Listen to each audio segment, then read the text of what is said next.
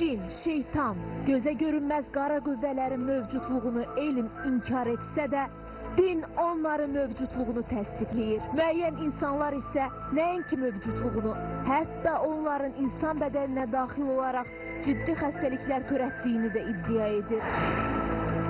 Bu mövzuları silsilə şəkildə müzakirəyə təqdim edən el içində verilişi bu dəfə qara qüvvələrlə mübarizə yolu ilə insanları müxtəlif xəstəliklərdən sağaldan müəyyən şəfa vericiləri aşkara çıxartdı.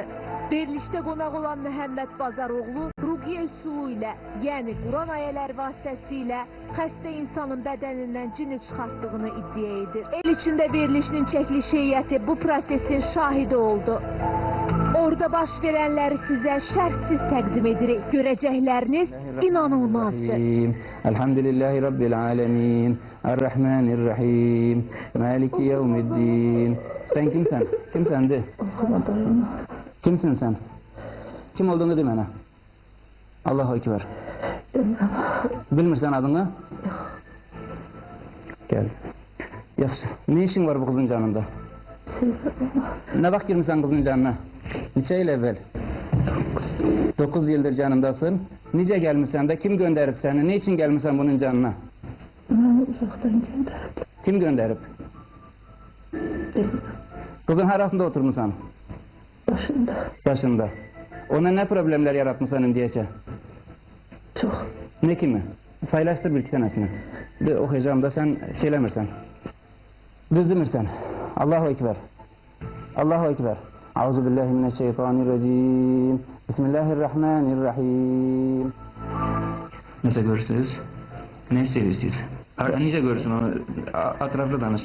Euzubillahimineşşeytanirracim. Bilmirəm Həcdir, bilmirəm Kərbaladır, bilmirəm. Euzubillahimineşşeytanirracim. Kim var orada? Euzubillahimineşşeytanirracim. O kişiyi görmüşsən bundan evvel sen? Hə, Harada görmüşsən? Ələməkdə. Bundan evvel sen uykularında falan görmüşsən o kişiyi? Hə. Görmüşsən. De ona ne istiyorsan benden de. Euzubillahimineşşeytanirracim. Min hemzihi ve nefhihi ve nefsih. Tevrate vel İncil. Musaddikan lima beyne yedeyhi. Yaxşı, kimsin sen? Sen adın nedir? Həsrəti Yusuf. Yaxşı. Kızın canında ne işin var Həsreti Yusuf? Ne işin var burada? Bu kızdan ne istiyorsan? Ne bileyim? Ne gezirsen bunun bedeninde oturmak haram olduğunu bilmirsən? Hı? Mən onda oturmamışam. Yox, mən də qıraqdan baxıram ona. Qıraqdan baxırsan, dilinə necə danışırsan onun? Onda qadındır. Hə? Onda qadındır. Mənlə danışan kimdir? Həzrəti Yusuf. Hazreti Yusuf vefat edeli ne kadar oldu? Sen burada niye yalan diyorsun indi? Yalan danışmak yaraşır mı sana Hazreti Yusuf'un adından? Tanmırsan? Tanmırsan? Mən Həzrəti Yusufam. Zalimlik gelirsin de bu adamın zarar verirsen sen bunun canında oturdukça. Mən ona zərəri vurmuram. Harasında oturmuşsan? Mən qıraqdan baxıram. Qıraqdan baxırsan ama da içerisinden danışırsan da bu danışan kimdir? Necə olub bu? Mən onun yuxularına girirəm. Yuxularına girirsən. Ne diyorsan yuxularında ona? Hiçbir şey. Senden başka kim var burada? Qadındır. Kadındı. O kadın kim olur? O qadın şeytandır. Sen kimsin? Mən Həzrəti Yusuf. Ha, çözebilirsin. Bu çok iş istiyor yani aslında bunu teslim almak için. Bizden danışan kimdi biraz evvel? İşittin onları. Bir dənə eşitdim, Həzrəti Yusufu gördüm mən. Gördüm. Hə? Bu Hazreti Yusuf bundan evvel gelirdi sana uykularında. Yuxuma gəlirdi. Ne dirdi sana gelende? Hiçbir şey. Yani ne istiyordu, ne sana informasiya verirdi? Üzümə gülüb çıxıb gedir. Yüzüne girip çıkıp gelirdi. Canında ağrılar falan var mı? İndi yüngülləşmişəm. İndi yüngülleşmişsen. Evvel ağrılar var mıydı? Var idi. Ha, şimdi o ağrıların sebebi demek ki ne? Onun bedende oturmasının sebebidir. Bundan başka neler oldu uykularınızda? Yuxumda Kərbalaya getmişəm. Yuxumda həcə getmişəm.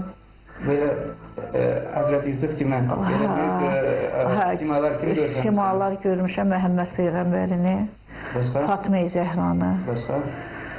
sonra Allah Taala'nın özünü. İnsan uykularını araştırmamız şüphesidir ki o adamda herhangi bir kara güvelerin oturduğunu uykularından biliriz. Şəfa verici Məhəmməd bəy hətta insan bədənində cinin varlığının əlamətlərini də sadaladı. Korku, heyecan, uyku kaçmaları, yata bilmemek, yatağında kabuslar görmek. Bazen kabus da değil, Kur'an okumak da olur uykuda. Sen Kur'an okuyabilmirsen, Kur'an okuyursan, meçhitleri görürsen, uykuda uçursan, özünden gitmeler, bayılmalar ve ağrılar, bedende şişler. Bir adam geldi, zor vardı. İşledik bunun kimi, yokladık. Çıktı danıştı. Direm sen arasında oturmuşsan, dir boğazında. Parmağımla gösterdi. Dedim, ben de buzdolabının içinde sen oturmuşsan, dedi ha. Ne vaktinde onu işledik, böyle okuduk. Okuyandan sonra çıktı gitti. Korunmasız olanda, dua eləməyəndə, Allah'a zikir eləməyəndə, o insanların canına daha çok girirler. El içində verilişinin digər qonağı beləliklə hər iki insanın gözə görünməz qara qüvvələri bədəndən xaric edərək insanlara necə şəfa verdiklərini sizə əyani surətdə təqdim etdik. Bu gördüklərinizə inanıb inanmamaq isə sizin öz qərarınızdır.